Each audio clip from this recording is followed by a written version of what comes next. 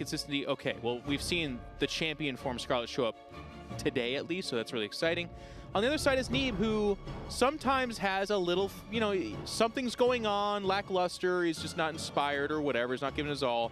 That's not the case. The way he went through that first series, it looked like the very crisp, the very good, the very executable Neeb that we know and love. So I feel like this is a 3-0 or 3-1 for puCK, against puCK. All right, well, we're going to be starting down here in the bottom left-hand corner of the map. On top of the Root Gaming player, it is puCK.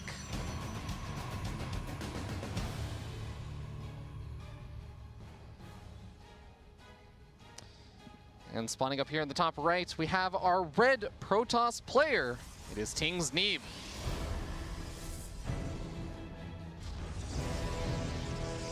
$354,000, three-time circuit champion last year.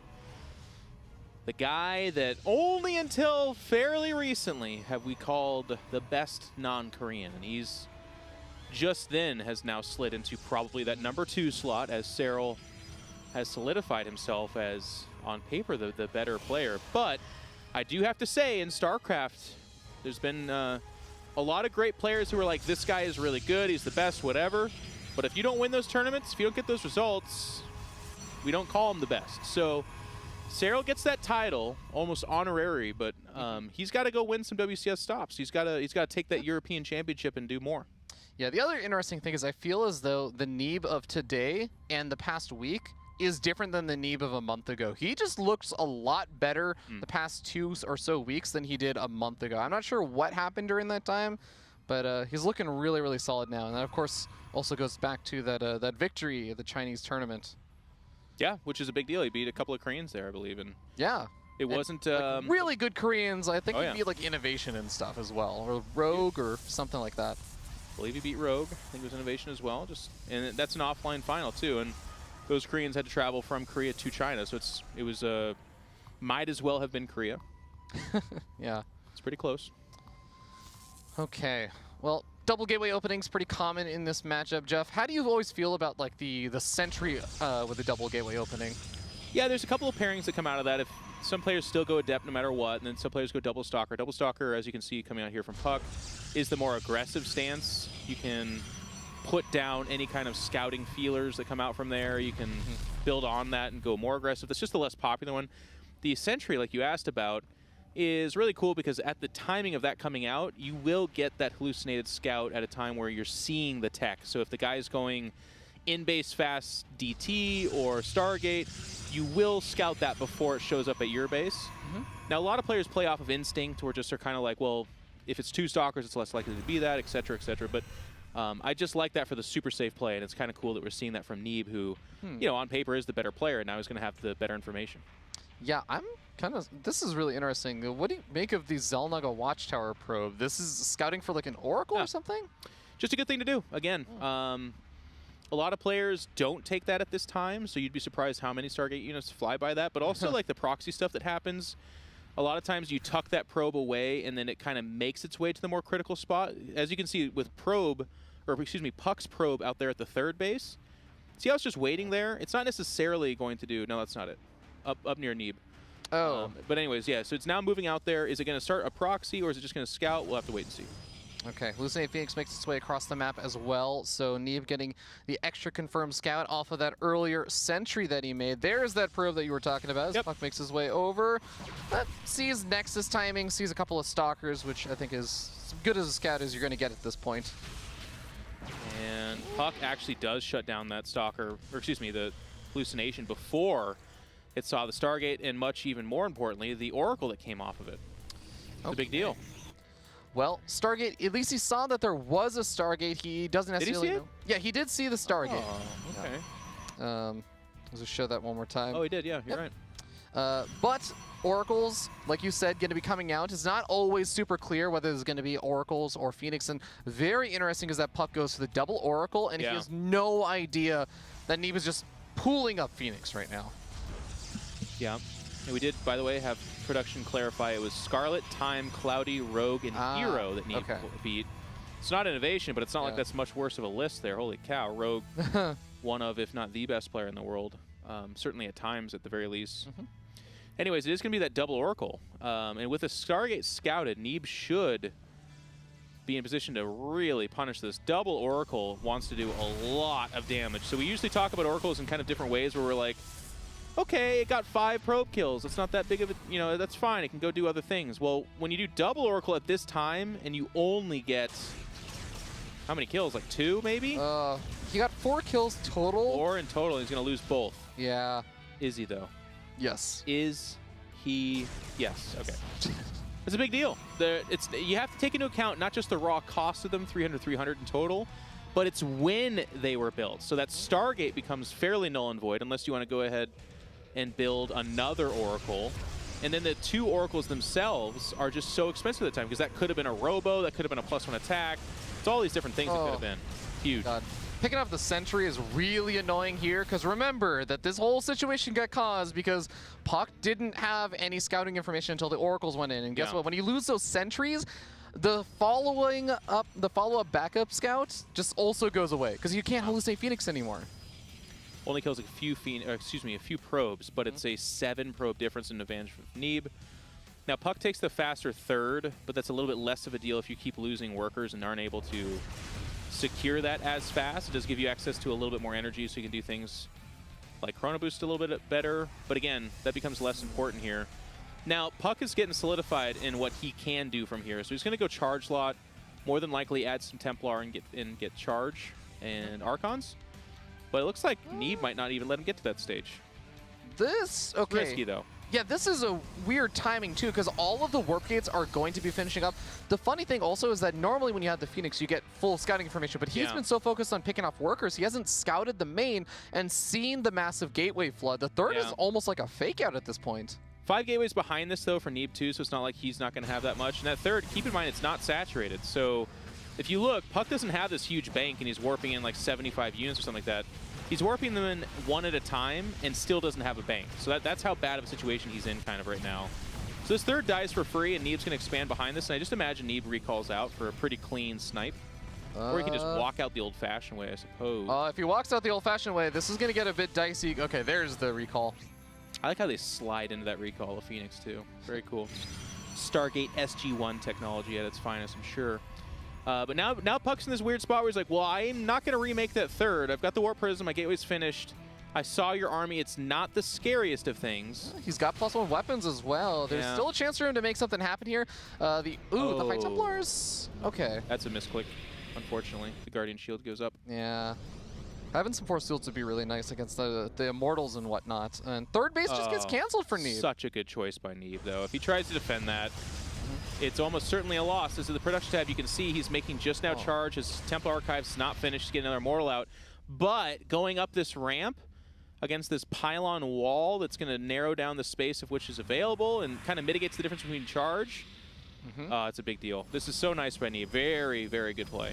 Okay, here we go. Even some Archons getting morphed in over here for Neeb. I think. Oh, look at these Zealots. They just can't do anything. Yeah. And I'll tell you what. It's just the tale of different kinds of players. If Neeb's trying to defend that third, which a lot of people would legitimately be like, well, I killed his third, so surely my path to victory is by holding on to this third, then he dies. He probably does not win that fight and just dies. Okay, well, Neeb gonna end up losing one of these Phoenix. And hey, I like that puCK has been able to keep the Warp Prism alive, but this is really risky knowing that there are Phoenix out. Yeah, risky is one way of describing it. It's Templar Archives, but you're committing so much to this that can't be it. He needs to do economic damage. He's going to go after the upgrade here as well. Okay, +2 weapons. Going to get canceled, but at the cost of the Warp Prism. Trades out the Zealots and recalls the Archons. Wow, he's going to get both out. If he gets the Archons out, which he did, then that's fine. That's a nice move. It could have gone disastrously. Losing the Warp Prism has a weird effect where it's like, because that's... You can win games by just counterattacking with the Warp Prism over and over again. It's not like he can't remake it, and he probably will here pretty soon. But Neeb's going to go on for the next few minutes knowing that there's no Warp Prism to threaten him. And that's a pretty big deal, too. Still, I like the move from puCK, though. Yeah, it's kind of weird, too, right? Because you can threaten with the Warp Prism, but then there's the weirdness where the whole thing was there are Phoenix out on the map, so threatening with the Warp Prism didn't make sense, but it's still kind of, it gets this kind of weird You're right. Yeah. Now, keep in mind, Neeb is up 40 some odd supply, and a lot of matchups being down in supply or up in supply is obviously a big deal, but just not that big of a deal. In mirror matchups, but I would even say specifically PvP, it's a gigantic deal. Unless you have like a 3 upgrade advantage or you have 5 disruptors and your opponent has nothing. If you're both just operating off a charge slot, Archon, Immortal, that kind of stuff, 40 supply is like almost as sure as you can get for a GG. It's just not really come back from that. Neeb is so going to have such a good position to try and shut down the third. No, he's just going to go straight up. He moves up the ramp. Well, the Zealots are going to get obliterated by these Archons of puCK, but it's just a matter of numbers like you said before. It's not the cleanest ways of doing it. It's not the most elegant. Doesn't matter. Just too much stuff. There you go. GG. Neeb taking that first game in this best of 5. A lot of people expecting it, but that game definitely going really well, and a lot of it just off the back of kind of unfortunate opening there for puCK, where he goes for the double Oracle. Obviously a bit of a risk if your opponent opens up with Stargate, and from there is just downhill. Yeah, I agree with you in the sense that we don't want to like look too far into that and really rake puCK over the coals for it. But I take away from this the awesome decision making that mostly Neeb made. Of course, puCK had some great choices there as well. But I just love the tenacity and the ability to, in this match, say, no, I can't hold a third. Even though I just got done killing yours, basically for free. He lost almost no units for it. But he knew that just because of the upgrades, that it was just too close to put the game on that line. And that, I know I've made a big deal of this, and for a lot of people, like, yeah, of course you cancel it, but I guarantee it, you know, you guys out there playing your ladder games and stuff like that, it's a harder decision to make, and Neeb consistently makes the correct one there, and that's the sign of an excellent player. So I'm really happy with how that first game went for Neeb. Yeah, just that kind of experience that he has from playing 14 hours of StarCraft every day. Kind of comes in handy. It does. It's a workaholic. Little bit. Going into game number 2, we're going on to Catalyst, though. That first game, obviously, again, it's kind of like going for the double Oracle opening. It's not something that a lot of Protoss players will usually do that often, I feel like. So it's kind of a throw-in build. It's interesting because on the flip side for puCK, I think that first game is a very easy one for him to not feel too rocked by. Yeah. You go double Oracle and you're greeted by Phoenix. That's about as bad as it gets for you. And still, there was some back and forth there. There was a moment where, like I said, if Neeb makes a stand there, he actually probably loses that game. But also puCK, yes, in the end, was down 30-ish supply, and that's a big deal. But up until then was competing and fighting, going back and forth. So for puCK, I don't think that first game is this gigantic undercut, you know, just right in the gut, and he's just trying to rally. It's more of a like, dang, that's too bad. Let's see if I can get him in game 2. And I think that's important to mention because puCK is such a momentum-based player. When he is not feeling good after a game, that's usually when the next game he starts doing worse and worse and worse. When he's feeling good about how a game ended, or feels like he can write it off, then usually he can do better and better and better. Yeah, so I mean, I'm not in his head. Maybe he is having just a full-on meltdown right now, but it does feel like that's the kind of game where you can say, all right, sure, that'd be top of Reddit we go if I fall over. But, you know, didn't happen. You trip standing up? I do that, man. Sometimes just a little wobbly. I don't know. It happens. All right, game 2 coming on up right now. It's coming on up. So you're getting into the American spirit. Yeah, exactly. That's Southern spirit. The North American commentary. I don't have the accent that Nate does, but you know, got all of them. He's got all of them. He's a talented man. He's a good voice actor. He could do it. He could do many things with that mouth. Oh wow. You have watched RuPaul's Drag Race, I guess. I watched some clips last night. Very good. It's a great show. I was surprised. Well, better to be surprised now, I guess, than at the club with Roddy, right? Spawning down here in the bottom right-hand side of the map, we have our blue Protoss player from Root Gaming. It is puCK.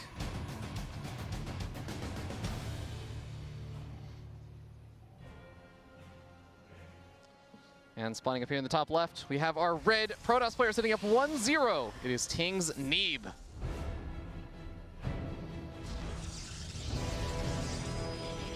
Well, let's see if puCK can bring some drama to this North American WCS Challenger Finals, because so far we've had 4 3-0s all by the favorite players. No weird meltdown by the favorite losing the underdog or anything like that.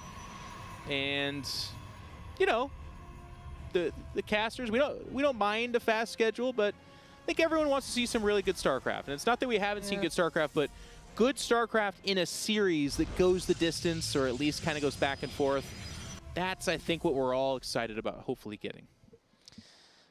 There's still hope that this can still be that series. Yeah. We'll have to see how players actually end up opening up again. And I do feel like puCK, one of his main advantages, or I won't even say advantage because it's implying that he's significantly better at it than Neeb, but I do feel like puCK can pride himself on his micro a lot of the time, so if he can turn situations into that, maybe things like opening up some Blink Stalkers or something along those lines, or maybe he can make something happen. Yeah. Well, Neeb's so good at like closing out those options, right? Like that's part of the reason why I feel like the Phoenix opening last game was so good, because I do think of puCK for these like speed warp prisms or crazy oracle play and disruptor stuff, but when you go Phoenix, a lot of those doors of like micro situations just gets kind of complicated, right? Like warp prism, not as good. Speed warp prism, a little bit less, not as good, but still not good. Disruptors, if you see someone going disruptors, what's like the big counter to them? A bunch of Phoenix to pick them up. Dang. So I guess we're in a macro game with Neeb, you know? Yeah, never a comfortable spot. Still, I think that, let's see. I think one thing I do like about puCK's situation, or puCK's place, wow. It just straight up walked in. Is it Twilight Council in here?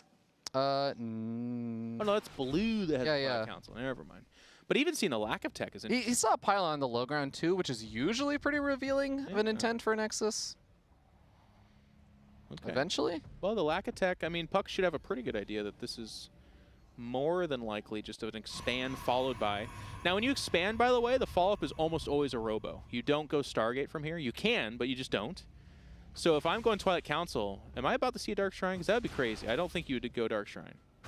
Well, that's reaching for the stars. First, he's going to have to try and keep these Stalkers alive. Gets forced back. Yeah, okay, it's Blink. That's the right call. Yeah. All right. Blink Stalker it is. Forward pylon, too, by the way. Top right-hand side. A little lower. There we go. There you go. I ran out of mouse space. That's okay. It's going to be a lot of Blink Stalkers.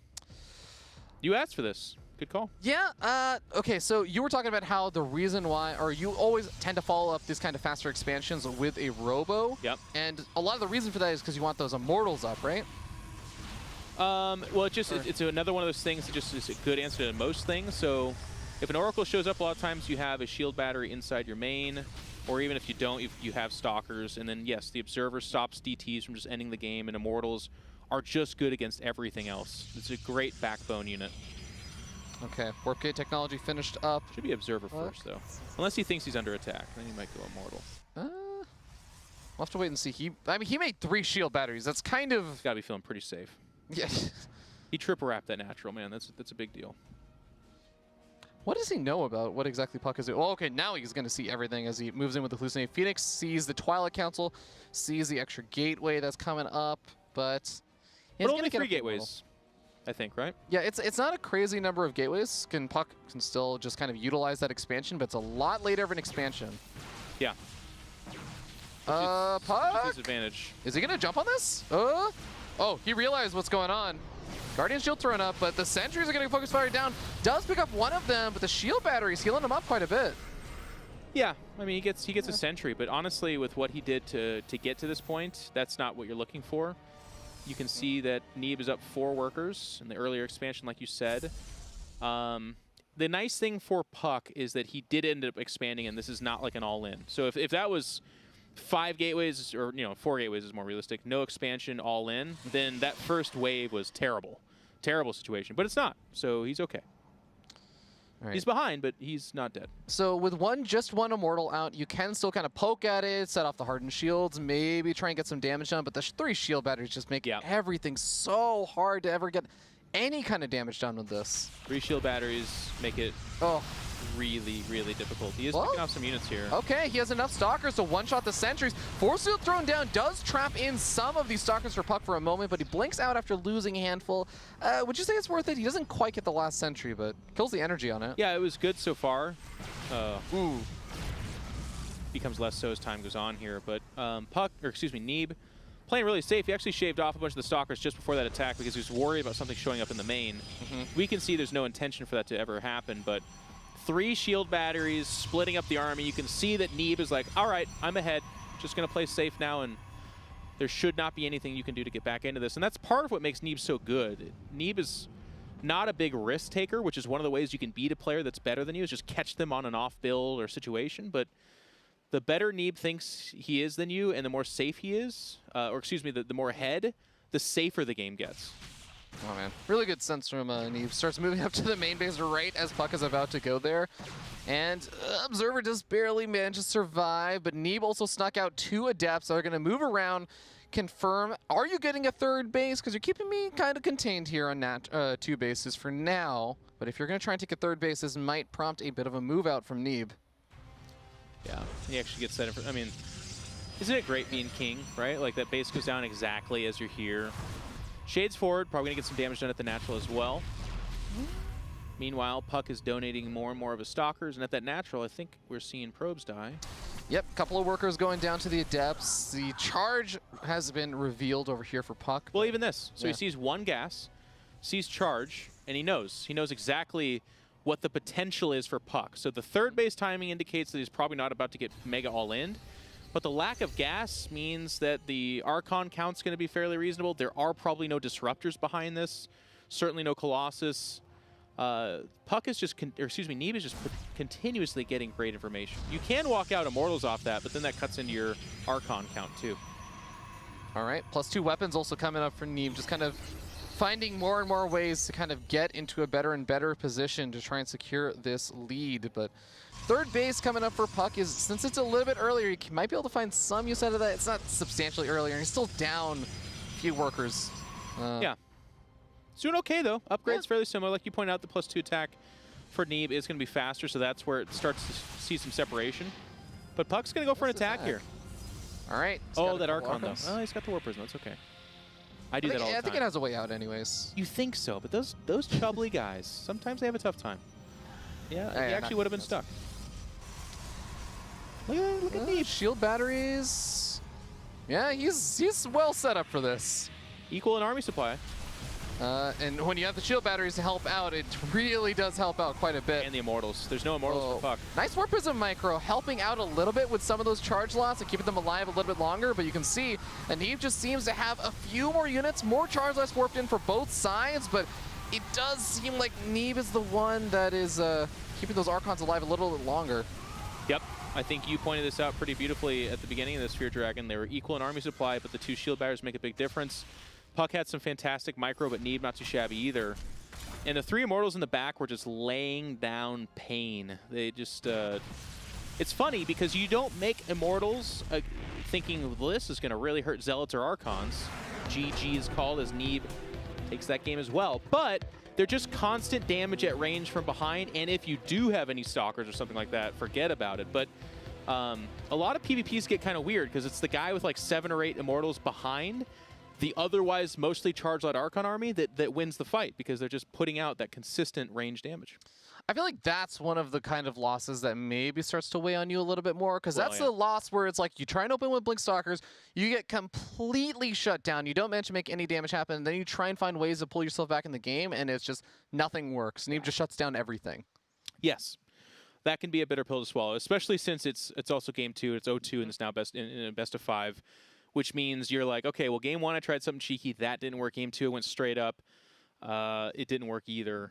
So puCK, you know, where do you go from there? The kind of nice thing is, and I've usually talk about this, but puCK versus Neeb, everyone's expecting Neeb to win. So now puCK can be like, okay, well, let's do something crazy, or I'll go completely normal, see if I can get it to 2-1, which is like striking distance of getting us to game 5 or at least 4. But if this is like reversed, it's Neeb 0-2 to puCK, then that's that weird moment where Neeb starts to unravel mentally, I think. Yeah, I think that definitely can be the case sometimes. Well, third game is going to be on Neon Violet Square. puCK down to his last lifeline right now. We'll see if he can take that first game and start to build some momentum versus Neeb. But if otherwise, Neeb will be moving on to that grand finals here. And he's got to be feeling pretty good in this position. Well, having heard Neeb give a lot of interviews, I don't know what Neeb feeling good looks like, but I know what Neeb feeling confident looks like, and I agree. I think he's feeling very confident. If there is some feeling of good in there, too. It's as expected for him right now, kind of. Yeah. I love his interviews. They just be like, oh yeah, beat so and so. He got here, and he'd be like, yeah, I. It's like the most subtle trash talk possible, where you're just like, yeah, I'm better than that person. Earnest. Yeah. It's like, I agree with you. It is trash talk, but it's like, but it's coming from the worst place because it's like the mouth of a babe. You know, it's just like so honest. It's like, well, yeah, you're fat, Dad. And you're like, oh, you don't say that. And they're like, but you're fat. And that's Neeb. Neeb, they'll be like, how do you feel in your match? She's like, well, I'm a lot better than that player, so I don't feel that good. And you're like, ugh. I can't say anything to argue with you. It's true, though. Yeah. All right. Well, this map gets pretty big, and I'm hoping we see a little bit more of puCK kind of let his hair down, because on a big map like this, the potential for that Speed War Prism stuff, the Blink Stalker stuff, the more aggressive micro-dimensional things can be played here. It'll be fun.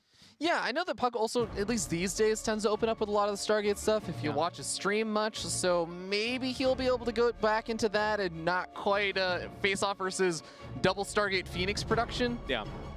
If things go out like that way, might have a better shot, but all right, here we go. We're spawning on in to our third game. Up here in the top left, it is our blue Protoss player. Still representing Root and down 0-2, it is puCK.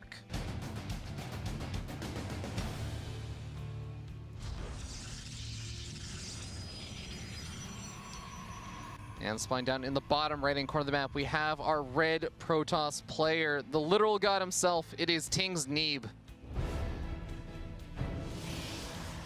But not to get too far ahead of ourselves, but I think the one-up that the NA scene in this tournament has on the EU scene yesterday is it felt like Serral was the unstoppable force of like, yes, he is going to win. There's nobody that can stop him.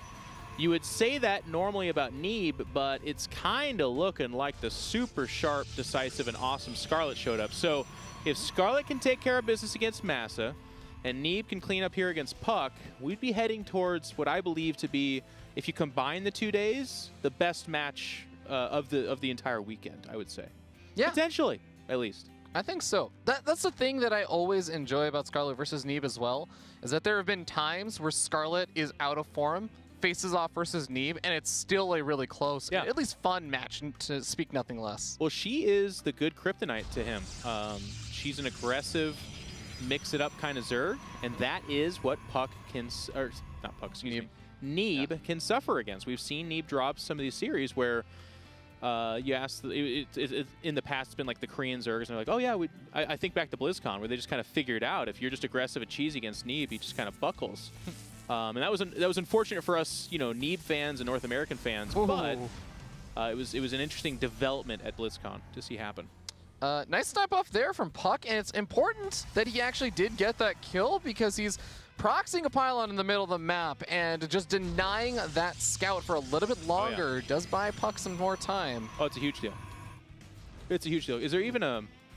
Is there a second pylon in the main for puCK? There's not. So yeah, if you don't see the second pylon, you know what's going on. Neeb's gonna send out a second probe. I love it. Oh, he has a star sense. See it though. I guess he did realize that the second pylon was a little bit later, so he's moving around, but he's not gonna spot out the Stargate. That's a really clever positioning. The pylon wasn't actually that late though, to be honest with you. I mean, you have the money to build at that time and still build probes, so technically you're right, but it's not uncommon for it to get put down just a little bit later. Oh, that's really nice positioning. All right. Like your Doug Funny laugh there. Like, oh. And a dark shrine, by the way. These kind of PvPs escalate really quickly. Well, the Stargate sees it, and it should be an Oracle, and then you follow up with a second Oracle, and you have a really good shot at... I think that's a probe heading towards Neeb's, or puCK's third, excuse me. Well, hold on. We have the Adepts moving forward, and okay, puCK is gonna get the denial and the kind of Adept scout into the main base, but not seeing a natural. Definitely sets out some alarm bells. puCK comes in with the Adepts, and here comes that Oracle. Yep. And these Stalkers are out of position. Oracle's going to show up and just destroy. Lots and lots and lots of damage. Okay, well, the shield battery gets canceled, so the Adept could walk its way in. Not quite moving forward, but he kills off so many workers, I'm not sure it's going to make much of a difference. Yep, and also scouts the Dark Shrine, so there's the Robo being made and a second Oracle. And if All puCK right. somehow manages to lose this game, man, then nothing was ever going to beat Neeb. But puCK is way ahead. Way ahead. He just fully walls off at this point because he already did, I think he already did that versus the Adept, so he just builds a shield battery as well to buy some time and heal the wall. This is the Fort Knox of safety against DTs at this point in time. He killed, I mean, it's 11 probe advantage for puCK, and then PvP again, that's just such a massive deal. All right, Adept shade forward, actually get trapped by the Stalker. Wow, okay, well, Revelation gets thrown down, DT gonna get taken out as well. The shield battery just doesn't let that Stalker die, and this should be potentially a wrap soon. I'm actually surprised that, and he was still gonna stick it out. This DT doesn't actually have anything to detect it for a little bit. There's 5 more energy until he gets the Revelation. Yeah. Yeah. Oh, we'll drop the pile and that's it. That is all the damage. The worker count, it's gone down to 8 though, so it's Neeb that's like doing everything he can to remake his probes. So the difference is kind of shored up here. But just even tech-wise, Robo and Stargate for puCK, whereas Neeb, what is that he's adding? It's just another gateway, because he's in all-in land now. You don't just add a Robo and start making observers or something like that, right? Like there's Do you think he nothing takes? to do. I mean, do you try and take a Nexus at this point, or? No, I think it's just off that pylon. He's looking to end the game with an Archon and a bunch of Charge Lot Zealots or something. All right, potential for some counterattack damage if puCK's all on this side of the map and he somehow Neeb defends. 3 Oracles. Oh boy, 3 Oracles. Kill probes pretty damn quick, but Really like one this Oracle. choice by puCK as well to just basically be like, yeah, go ahead and pick off one of the Oracles. I'm going to kill another 6 probes and take that issue you were having and elevate it to the, the 11th degree, essentially.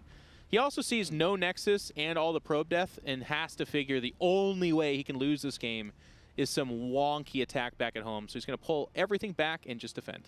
Okay. Oh man, he's even going to see this. I think he saw the Adept in the Archon, as long as he noticed it.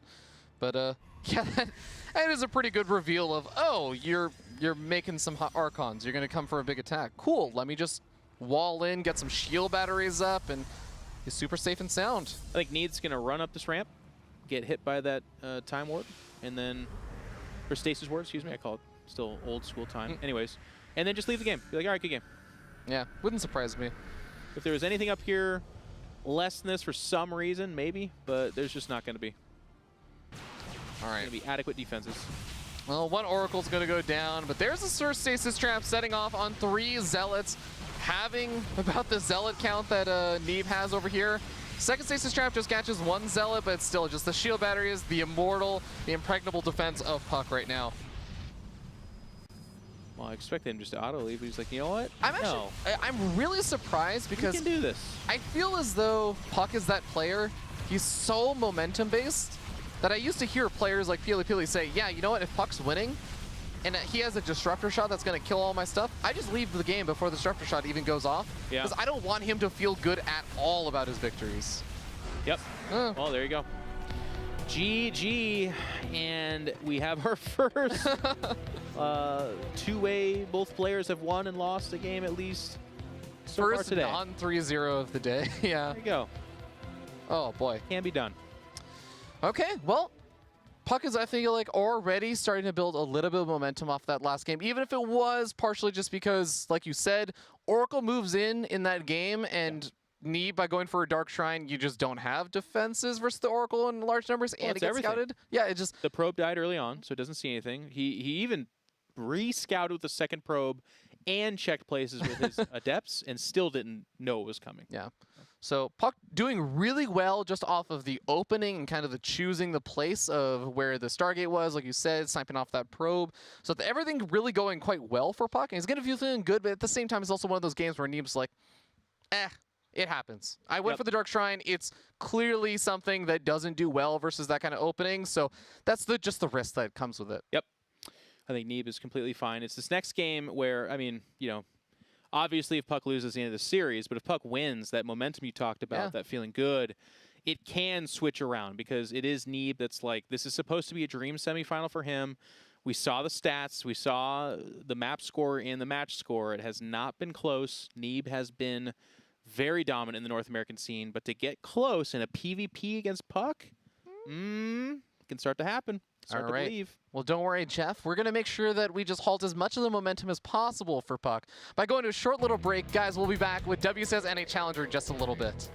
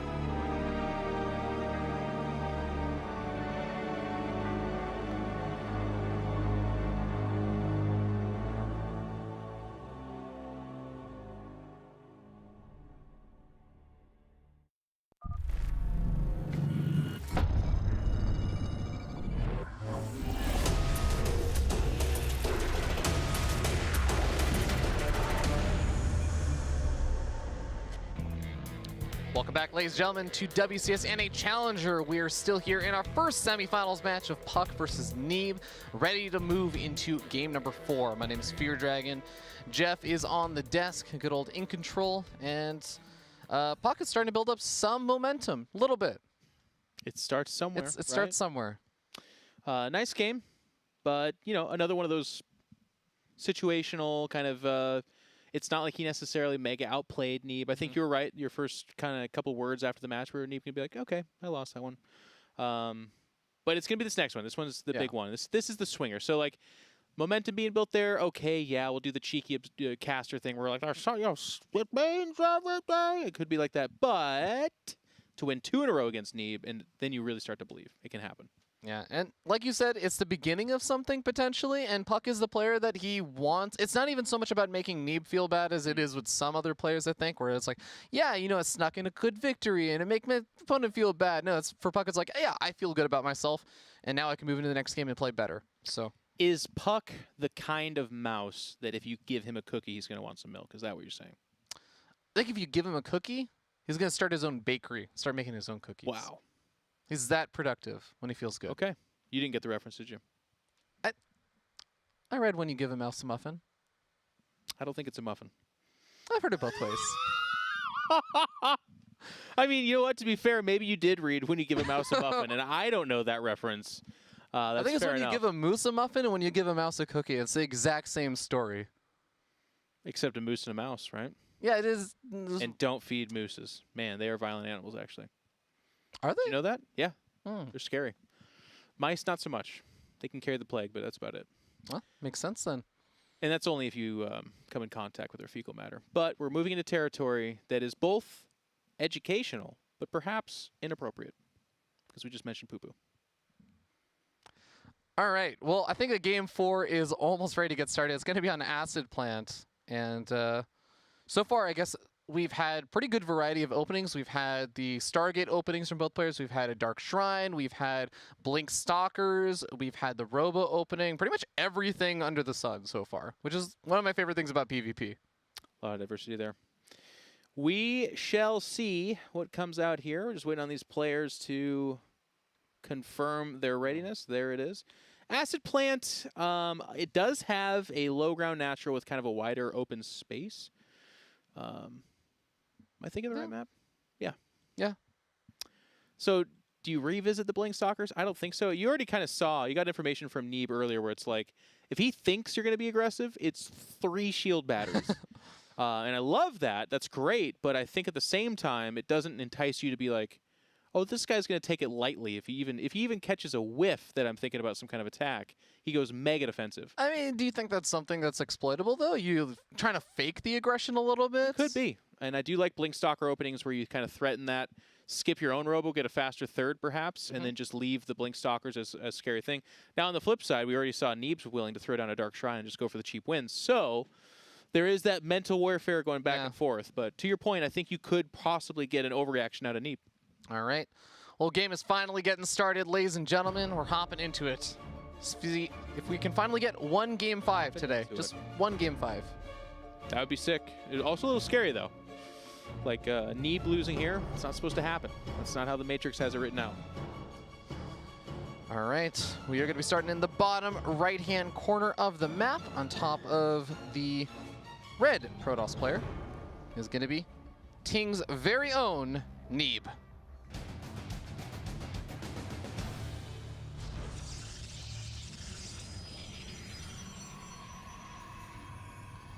And up in the top left, we have our blue Protoss player from Root Gaming.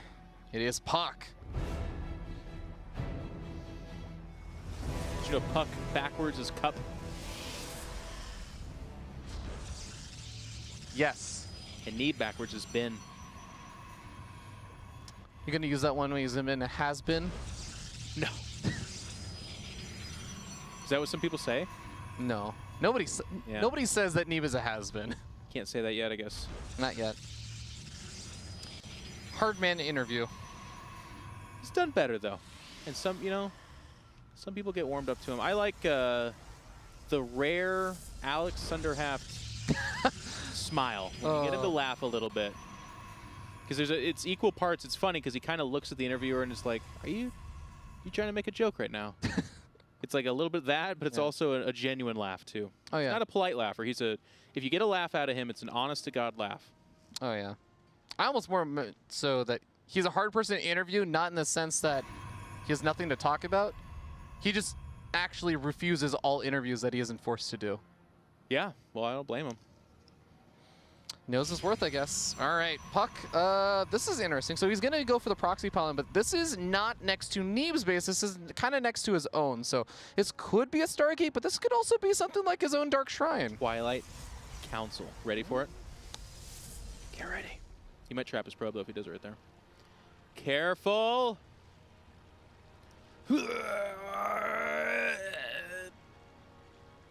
Oh my god, the suspense. I'm actually holding my breath. Hey, Twilight Council. Yeah. So we need to keep an eye on this probe over here from Neeb, because he moves in and he sees, okay, I've seen one pylon. Yeah. Did scout around the entire kind of area of this main now base. Yep. So to your point earlier, you were like, well, he didn't see the second pylon, but it died so early that that's not that big of a deal. Here, he knows. He knows there's got to be a proxy. And he's scouting around. The funny thing is he doesn't necessarily know if it's a Stargate or if it's a Twilight Council or what. So he's moving around, and I really doubt he's going to look at this location. Oh my god, he's going to look at that location. Did he see it? He saw the Twilight Council. He didn't see the Dark Shrine, but you can assume it at this point. That's enough, yeah. Yeah. Well, puCK encounters one of the stalkers with two of his adepts. He's shading defensively. The other probe is going to make contact with that probe, by the way. On the left side. They went past each other. So then puCK starts to go, did you see it? What do you do in that situation? Do you just like not commit to the Dark Templars or what? No, you just do one. Test the in waters. most situations, well, it's not even to test the waters. It's just like one DT will do a lot of damage, but if they're prepared for it, you just lose the one DT, or ideally it goes back home. That being said, though, he's not building a robo, which you do want to do. Like, the one Oracle is fine, but it's going across the map. So I'm in a weird spot right here because I'm like, Neeb saw it. Okay, he's making another one. Never mind. Okay. He's just that good. He's like, no. I'm going to go do damage and defend the DTs. I think okay, the Stalkers are going to come over here. You can depower the pylon, but it doesn't really make that big of a difference. I mean, I guess it's technically a proxy pylon in some ways. 3 Stalkers, enough to push back an Oracle, and they only get a little bit of damage done during that. Yeah. 2 workers. It's going to make the Stalker stay back, though, which is kind of nice. And here come the DTs. This would be 2. Okay, if he splits them up, and I love this, yes, he's giving enough distance so that if a Revelation's thrown down, it only reveals 1 DT. So there's 1 DT reveal, but the second DT, where's that second Oracle? He used up most of its energy, I think. Yeah, he's building a 3rd Oracle right now. He's going to clog the ramp. He's got a robo on the way, and not knowing the energy situation, puCK's going to pull back the DT. So missed mining time, which is something. But I'll tell you what, you don't go proxy DT hoping for missed mining time, and that's all he got. So the difference, though, it is not double Oracle running into Phoenix. I will say that. Yeah, but going for Resonating Glaives and more, going, I guess, a little bit harder onto Adepts. How do you feel about that one? Because I feel like that was like the really old school thing that you used to do, and it's a lot less common now. It's something you still see happen. It's a pretty cool timing attack. It's just, unfortunately, I think we can't even assess it here because he's down 11 workers, and there's still Oracles out in the wild. And then he's also down an army right now. So off the back of that, in a mirror matchup, Neeb would have to take a 3rd. He's already adding the Forge, do something like add a Robo Bay, and just never make another attack unit and somehow die. That's what it would take. All right. Well, he did also make an Observer, so it's going to be harder for those DTs to really just come in and get a ton of damage done. But Oracles, one of them went down, but he killed off 3 more workers. Resonating Glaives about to finish up, as well as all those gateways. So yeah, is he going to go for the big move out now? Because do or die, right? I mean, he has to, but it's like the most broadcasted thing you've ever seen in your life. Neeb's got to be very, very comfortable with this situation. All right, I guess you could tag in Jeff in control Robinson right now, and I would be able to handle this pretty well. That's where we're at with Neeb. You're not that bad of a player, though. Could No, but I talk win about this game? myself being that bad. Oh, yeah? I mean, with how penned in puCK is, so puCK's getting charged, to give you an idea. So he got the glaives and is now going charged. Did those synergize? No, they do not. But that's where puCK's at, where it's just like, he's just reaching into his magic bag, like, maybe the two of these things will do it. I love that that actually is the nice thing that comes of not having that pylon depowered, like Neeb was originally going to do, is that he can just continue to research on that Twilight Council. Next he'll just get Blink. But, sure. yeah, we'll see if the game actually lasts that long for now, because Neeb isn't going for a third base in the immediate future, and puCK is just trying to get damage done with the Adepts, and I've got to commend him. He has evened up that worker count a good bit, but a lot of it's because Neeb not only is losing some of those workers, but he's also just stopped worker production. Well, this is kind of how bad it is for puCK. Like, puCK's doing that thing that you're not supposed to do, which is literally just sit back and try to out macro from that far behind. And to your point, like you said, it's 3 worker difference. Now, keep in mind, Neeb is on 2 bases, so going up beyond this doesn't make a lot of sense. Like, you only ever need 44 probes. In fact, there's 1 probe between those 2 bases that is literally, well, it's doing that right there. It's actually over here. But puCK has just now got to this place and is behind in every other way, right? Like, there's no forge for puCK. That's a dream. Tech-wise, they both have access to the same stuff as soon as that Twilight Council, or excuse me, the Temple Archives finishes. The 3rd base is an impossibility for puCK, but for Neeb, it's like something he just, with his extra money, does. Yeah. The +1 weapons are going to complicate things as well when it gets into those Archons, taking out things like Charge Lots or even Adepts. They're just going to fare really, really well. So the addition of the Archons for Neeb kind of puts some problems here. Okay. That's cheeky. I guess it's just funny. Well, at least he sets it off immediately. It's not later in the middle of a battle. Oh, okay, so there is the 3rd for puCK. But that concept right there, by the way, is really funny because that is one of the gigantic advantages Neeb has as well. He's not really doing it right now, but well, the new stasis wards, they have a time limit on them, right? So it's not, it doesn't make a lot of sense to do it right now, but he could take his energy that he's not going to have here in a second, and he could add a couple of stasis wards to any fight puCK wants to do. And puCK auto loses if half his army gets caught by any one of those.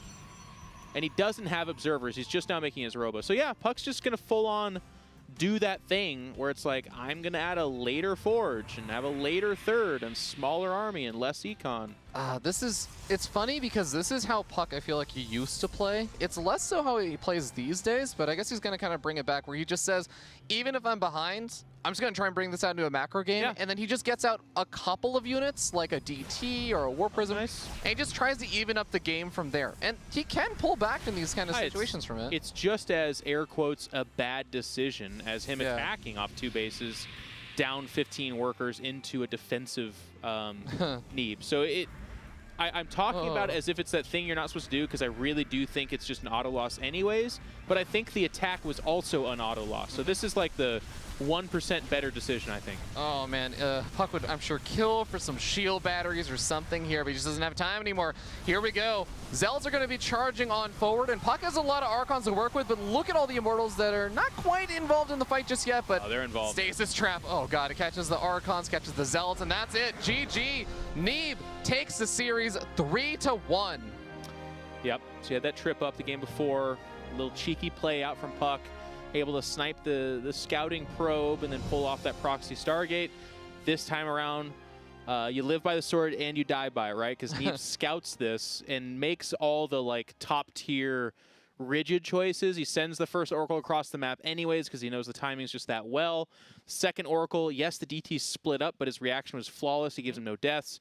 And then from there, it is just never looking behind. That fight was uninteresting with how one-sided it was, right? So really fantastic play from Neeb, very clinical. Yeah. Nice job from puCK, who's still able to at least take one of the games off of Neeb, giving us, actually, that is funny, that is our first game or series that did not go 3-0, and it ended up being with Neeb. I don't know many people would have predicted that. Well, it's reminiscent of yesterday, right? Hero Marine takes the game off of Serral. It's his first game dropped in all of Challenger. I think Neeb's dropped another game or two, but that's the first game back and forth today. Yeah, I think he dropped like 1 game to Jon Snow, kind of being a little bit silly. Similar situation, but all right, that puts Neeb in our grand finals, ladies and gentlemen, and that means that our next match, if you take a look, is going to, of course, be that second semifinals match, Masa versus Scarlet. Winner of that's going to face off versus Neeb in that grand finals. That is still shaping up to be that kind of big grand finals that you and I were looking forward to. Yeah, it seems like this Challenger finals, both EU and NA, has been the day of inevitability, right? Like U-Thermal really caught fire yesterday and showed us some great games in TvP in particular. But this time, it looks like it's going to be, potentially, we'll have to see if Scarlet gets there, Scarlet versus Neeb, the 2 best players in NA who have been for the last few years. Yeah, it's really, really cool. And I think that's one of my favorite things about NA is that we got our strongest Protoss player, Neeb, we got our strongest Zerg player, Scarlet, and we got one of our strongest, if not the strongest, Terran player, Masa. We got all 3 represented. Yeah, not bad. All right.